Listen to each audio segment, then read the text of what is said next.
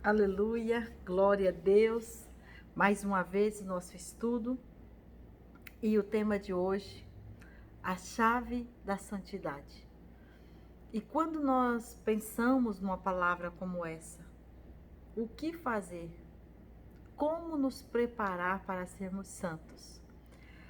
O significado da palavra santo é puro, imaculado, inocente. O que significa que uma vida santa é uma vida de pura inocência, com a boa vontade extraordinária, dotada de virtudes e piedade. Isso é o que está no dicionário. E aí diz, para ter uma vida santa, é necessário fazer renúncias de tudo aquilo que é considerado por Deus como impuro, mal e profano, ou seja, precisa de dedicação e perseverança nas atitudes que agradam a Deus.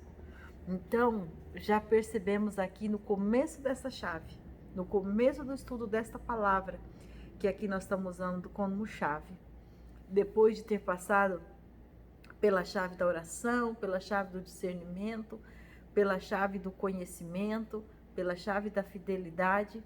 Então, olhar para uma palavra como essa, santidade.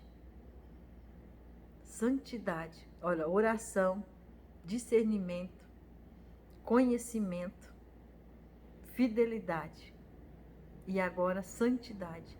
Vai percebendo que com o passar desse estudo, as palavras, as situações, elas começam a ficar mais profundas, exigindo mais de nós. E quando eu penso que ninguém está vendo, é aqui, ó, a essência da palavra quer dizer inocência.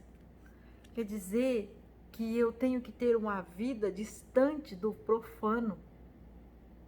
E isso às vezes são coisas que não são visíveis aos olhos carnais. Às vezes é necessário uma visão com os olhos espirituais. E aqui eu coloquei uma frase: não importa quem eu sou. O que importa é que eu sou uma pessoa em movimento que tem a ver com Jesus. E por isso devo representar uma vida santa. Toda pessoa santa deve odiar o prazer imediato, deve repudiar o prazer imediato. E isso só é possível com um propósito definido. E é aqui que todas as outras palavras, as outras chaves que nós já estudamos, continuam fazendo todo sentido. Por quê? Eu não consigo usar essas chaves se eu não souber quem eu sou, por que eu vim, quem é o meu pai, quais são as regras do meu pai, por que é que tem que ser dessa maneira, porque motivos para desviar os olhares dessas coisas existem muitos. E é aqui que eu entendo que o Senhor, Ele nos ama de tal maneira que Ele vai nos instruindo passo a passo sobre aquilo que nós devemos ser, como nós devemos ser, como nós devemos nos comportar. E aqui, quando a gente lê em Apocalipse, e tem pessoas que não conseguem nem estudar o Apocalipse porque tem medo do Apocalipse, e é real, é muito sério, e lá vai dizer no capítulo 3, versículos 7 e 8, vai dizer assim: e ao anjo da igreja que está em Filadélfia escreve, isto diz o que é santo, o que é verdadeiro, o que tem a chave de Davi, o que abre e ninguém fecha, e fecha e ninguém abre. Conheço as tuas obras, eis que diante de ti pus uma porta aberta, e ninguém pode fechar. Tendo pouca força, guardaste a minha palavra, e não negaste o meu nome. Então, quando chega nesta hora aqui, quando está falando que essa pessoa que está com essa chave é o nosso Deus, né? É o nosso Senhor. E Ele vai definir isso. E Ele está dizendo para nós, naquele grande dia: eu conheço as tuas obras. Então, volta lá no nosso versículos de Hebreus 10, 38 e 39. Mas se ele recuar, e quando está falando, mas se ele recuar, é de ter uma vida perseverante na fé, Porque lá em Hebreus 10, esse é o tema do capítulo. Uma vida perseverante na fé, perseverança na fé. E ele fala, mas se ele recuar, a minha alma não terá prazer nele. Então, quando chegar neste momento, eu conheço as tuas obras. O que estamos nos preparando para ouvir? Quando o Senhor for falar disso para nós, eu conheço as tuas obras. De que obras ele vai estar falando? De que obras ele vai estar falando? Então, santo é aquele que decide viver uma vontade de Deus, resistindo às propostas deste mundo.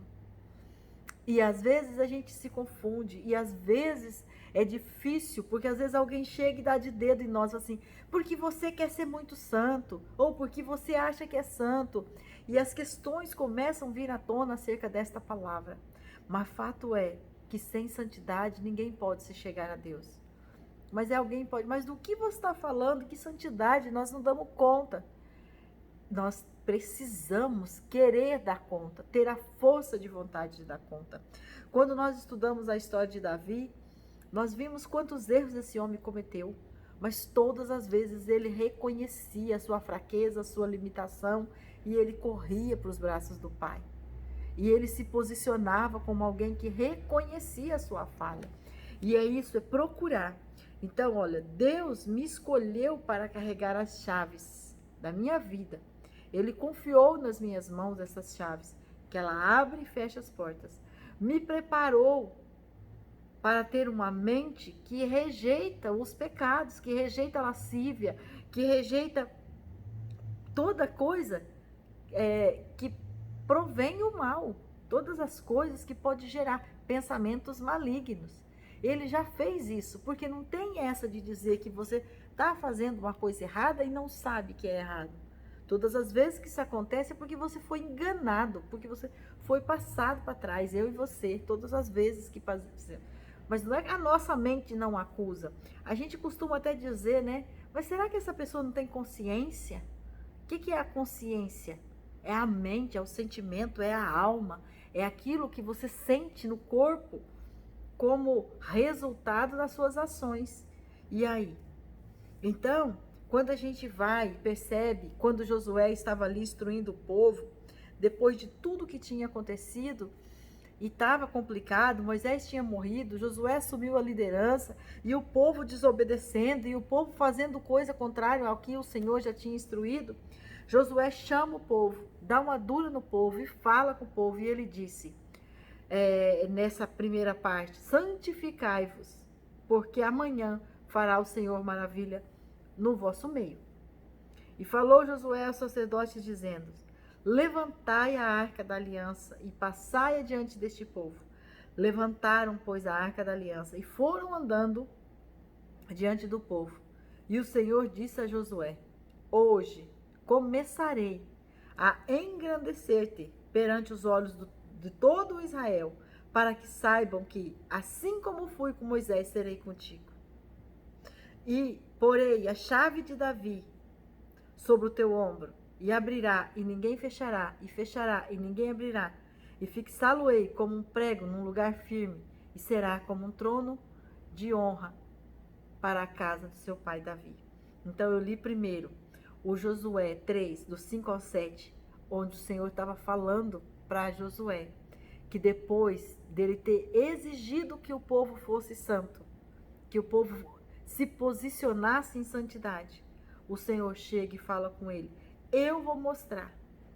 E aí depois eu li, e porei a chave, né, essa parte, Isaías 22, 22 e 23, que é quando ele está falando lá com Eliaquim, que eu já falei no nosso estudo passado, sobre isso, quando ele tirou a chave de um e deu para outro, e ele disse para ele que para ele ia dar essas chaves e ia fazer ele no lugar firme. Então aqui nós temos duas palavras onde Deus chega e fala assim, ó, foi um tempo que era com alguém, na administração de alguém, totalmente diferente. Na parte aqui de Isaías, o Senhor está falando com Eliaquim, que ele tirou as chaves de Sébina, que estava em desobediência. Aqui nessa outra, ele está dizendo, o tempo de Moisés já foi, Moisés já é morto, agora é você, e eu vou mostrar para você, porque você se posicionou. Então, assim, tanto um quanto o outro aqui das duas histórias, o Senhor estava marcando um momento onde estava dando poder e autoridade, porque havia o que antecedeu essa parte foi a fidelidade, foi a santidade desses homens, foi o conhecimento que eles tinham dentro daquilo que o Senhor estava propondo eles fazer, foi toda uma estrutura em que estava acontecendo no posicionamento desses homens. E então o Senhor Deus vai dizer também em João 17:17, santifica-os na tua verdade, a tua palavra é a verdade. Aqui essa parte da santificação está muito clara em relação ao que nós já falamos sobre o conhecimento. E vem uma fechando com a outra. Você ora, você discerne, você estuda mais um pouco para ter o conhecimento, e aí você continua ali posicionando em fidelidade. Em fidelidade. Então, quando você vai fazendo essas coisas, o Senhor Deus vai te conhecendo, vai apurando, sabe? Quando vai apurando o caldo, quando vai deixando você mais próximo, com mais intimidade, com mais responsabilidade, ao mesmo tempo com melhores frutos. Então, aqui eu escrevi: a santidade deve ser nossa principal busca no momento, porque todo o tempo nos é oferecido propostas até lícitas, mas cheias de vanglórias e de qualidades pessoais, de uma falsa valentia e de coragem do ser humano. Não é nenhuma coisa nem outra, nem todas as vezes é só entrarmos nas redes sociais ou às vezes no próprio círculos ali onde nós estamos, no trabalho, vendo pessoas puxando a glória para si e em nome dessa glória até trapaceando outras pessoas, invadindo espaço de outras pessoas, ferindo outras pessoas. Por quê? Porque não se reconhece o seu próprio espaço, o uso das suas próprias aptidões e vai ferindo essa santidade. Então aqui, muitas vezes, né, essa proposta oferecida, ela parece ser assim uma coisa boa. Não é ilícito, mas só que ela vem cheia disso. Falsidade, uma valentia do ser humano, luxúria, propensão à sensualidade, muitas vezes uma inverdade, onde você vai entrar ali numa situação onde de jeito nenhum que o Senhor pode entrar com você, porque às vezes tem mentira, tem trapaça, tem roubalheira, às vezes tem. E parece, no primeiro momento, parece ser uma coisa certa, ser uma coisa que está tudo bem, porque às vezes é algo no trabalho, às vezes é algo de um cargo que você almeja, e às vezes de fato você tem aptidões para aquilo lá, mas a forma com que está sendo conduzida para chegar à sua vez, às vezes é uma forma que não agrada a Deus, e isso pode lhe custar um preço muito alto, emocional, pode lhe custar um preço muito alto depois de você precisar recuar e se consertar com o Senhor. E aí que vem, se você tiver ouvido a voz de Deus com discernimento, se você tiver tido conhecimento da sua estrutura, do que realmente e quem você é, e do que realmente você precisa, e você for fiel à palavra do Senhor, Ele não vai deixar que nada, Ele não vai deixar você se meter numa roubada como essa e perder a tua santidade. Então aqui ela segue, né, nessa que eu coloquei aqui. A santidade deve ser a nossa principal busca no momento, porque a todo tempo nos é oferecido propostas até lícitas, porém cheias de ações de vanglórias, de qualidades pessoais, de uma falsa valentia e coragem do ser humano, luxúria e propensão à sensualidade, que na verdade, se não for pela ação divina, nada ia acontecer. Então, quantas pessoas que às vezes muda toda uma rota porque está pensando que aquilo é o que elas têm que fazer e de repente cai tudo por terra. E é nessa hora que a palavra de Deus se revela para aquela pessoa e faz com que, sabe, as fichas caem. E aí, o ser humano não tem nada do que se gabar, nada do que se enaltecer, do que dizer que pelos seus feitos, que tudo, porque ele não pode nem, nós, os seres humanos, não podemos nem satisfazer as nossas próprias necessidades básicas. E quando nós pensamos nisso, que nós vamos chegar aqui no momento que nós vamos estudar a chave da humildade, mas assim, Quando nós chegamos nisso, nós precisamos olhar e pensar bem, porque as nossas necessidades básicas, se não for o Senhor fazendo com que o nosso organismo, com o nosso próprio corpo trabalhe involuntária a nossa vontade, que ele trabalhe por conta própria, que ele define todas as necessidades da manutenção do nosso corpo. O próprio Deus faz isso sem a nossa interferência. E aí, nem isso nós não conseguimos e muitas vezes queremos achar que não precisamos ser santos. E quando o Senhor Deus mesmo diz que o nosso corpo é templo do Espírito Santo, é morada, que nós precisamos ser santuário, onde Ele quer habitar, onde Ele quer estar presente, e aí nós começamos a consumir coisas que esse mundo fornece, coisa que esse mundo propõe, e começamos a perder o discernimento, não escutamos mais a voz de Deus, e começamos a deixar a fidelidade para trás, e aí já não quero mais conhecer as propostas de Deus, já quero cada dia mais estar aprofundando nas coisas que vão ficar nessa terra. E aí essa santidade que Deus está nos cobrando aqui, é muito sério hoje para nós, é muito sério para nós olharmos para isso. Olha, 1 Pedro 1, 13 ao 16 vai dizer: portanto, cingindo os lombos do vosso entendimento, sede sóbrios e esperai inteiramente na graça que é vos dada pela revelação de Cristo Jesus. Como filhos obedientes, não vos conformando com as concupiscências que antes havia em vossa ignorância, mas como é santo aquele que vos chamou, sede vós também santos em todas a vossa maneira de viver. Portanto, está escrito: sede santos, porque eu sou santo. Essa é a palavra de Deus para nós. Olha só, como filhos obedientes,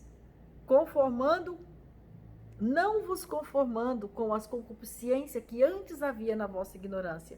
Quer dizer, quando você não entende de um assunto, como nós já falamos na chave do conhecimento, você é o ignorante do assunto.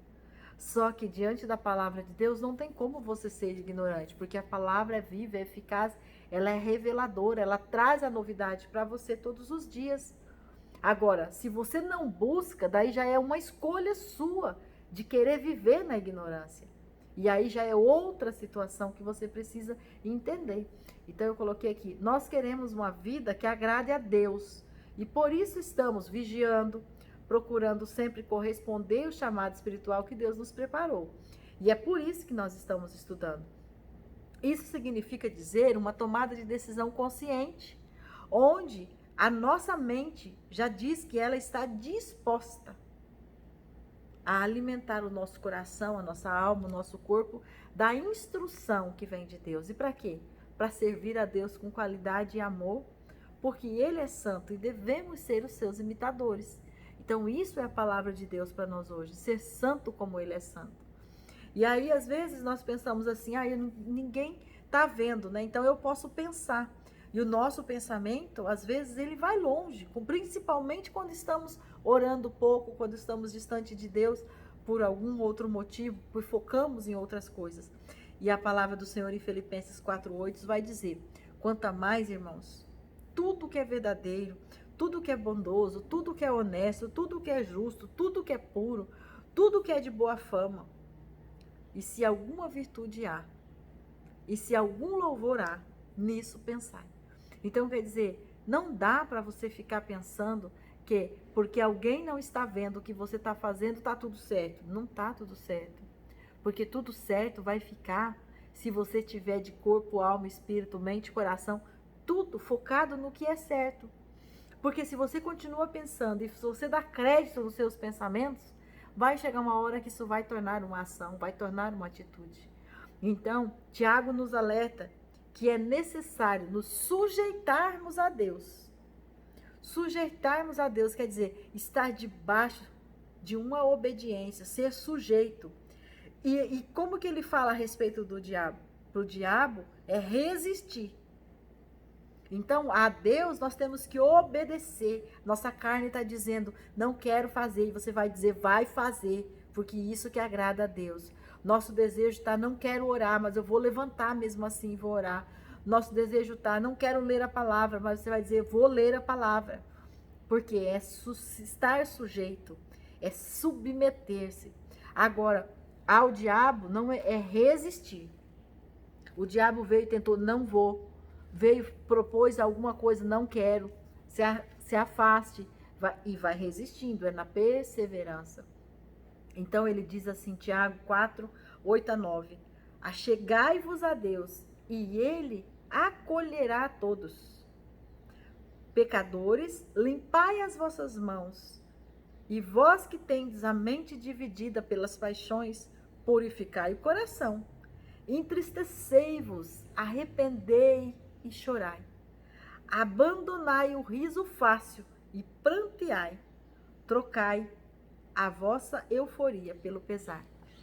Então aqui é como se Tiago estivesse dizendo, abra seus olhos, preste atenção, não fique por aí achando que está tudo certo, rindo à toa, que não é bem assim as coisas. Você precisa enxergar que existem paixões dentro do seu coração que não agrada a Deus e ela precisa ser arrancada. Ela precisa ser tirada para fora. Porque sem santidade, você não consegue se aproximar de Deus. Você pode chegar para Deus impuro, no mais profundo da sujeira. Mas a partir do momento que você diz que você quer continuar com Ele, a sujeira tem que ir saindo. Todas as vezes que você voltar para Deus, Deus vai estar pronto para te limpar, para te purificar. Só que até quando que você vai ficar sem colher os frutos de uma vida abundante em santidade com o Senhor, porque você escolhe orar e depois voltar lá e se contaminar, jejuar e depois voltar lá e se contaminar, fazer propósitos e depois voltar lá e quebrar seus próprios propósitos. Igual diz um ditado, que é um passo para frente e dois para trás. Como que vai ser isso? Então é hora de nos posicionarmos, entender o que é isso. E aqui eu anotei mais uma coisa. Todos temos nossas interpretações acerca de tantas as coisas. Mas dentro de cada um de nós, Deus concede a intenção, a compreensão. E tudo aquilo que é errôneo e absurdo. E tudo aquilo que é bom e agradável. E tudo aquilo que queremos que seja corrigido. Isso já é de nós, a nossa natureza. Nós temos o nosso julgamento, nós temos a nossa constituição, né? Digamos assim. E nós entendemos muitas coisas.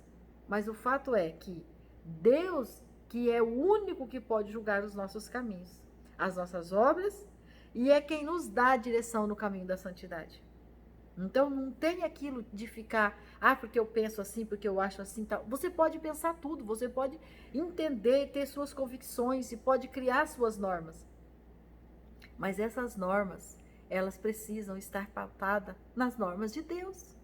Se elas estiver pautada com as normas de Deus, ótimo, certamente você é um bem-sucedido, santo, e que tem discernimento, e que tem a salvação garantida na parte do Senhor, e vai ter ainda aqui na terra uma vida abundante. Mas o que o Senhor está dizendo, 1 Tessalonicenses 4, 1 a 4, vai dizer, quanto ao mais, irmãos, já os instruímos acerca de como viver a fim de agradar a Deus. De fato, assim vocês estão procedendo. Agora lhes pedimos, exortamos no Senhor Jesus que cresçam nisso cada vez mais. Meu Deus, quando eu li isso aqui, o Senhor Deus, né, através ali dessa carta aos Tessalonicenses, dizendo, cresçam. Tipo, já é hora de mudar de nível. E aí ele vai dizer, pois vocês conhecem os mandamentos que lhe demos pela autoridade de Jesus Cristo. A vontade de Deus é que vocês sejam santificados. Abstenham-se das imoralidades sexual, cada um saiba controlar o seu próprio corpo de maneira santa e honrosa. Aqui, Paulo escreveu aos Tessalonicenses, nessa primeira carta, e ele estava instruindo, ele estava dizendo, já deu, basta, não dá mais para ficar repetindo o mesmo erro, cresça, muda de fase, avance um pouco mais, a vontade de Deus é que vocês tenham santidade. Quando eu li isso, que eu já devo ter lido outras vezes, mas agora veio para mim como uma característica focando nessa palavra, cresça. Quer dizer, não dá para ficar usando desculpa que a sua santidade sai pela janela cada vez que vem uma proposta diferente. Não, porque é hora de crescer, é hora de avançar. Aí o 1:7, 4:1:7, né? 4 do 1 ao 7. Eu li 4 do 1 ao 4. Aí depois o 7 diz assim, porque Deus não nos chamou para impurezas, mas para a santidade. Aí dá assim, eu escrevi aqui interpretando isso, né? Não dá para negarmos que muitas vezes somos enganados pelos nossos próprios pensamentos e sentimentos, principalmente na vida sexual e financeira, que são aquilo que os desejos são mais assim latentes, né? Os desejos concupiscentes quer nos prender, porque a avareza e a parte da sexualidade tem tomado conta desse mundo. E aí não é para dizer assim, ah, mas é só naqueles ou só naqueles. Não.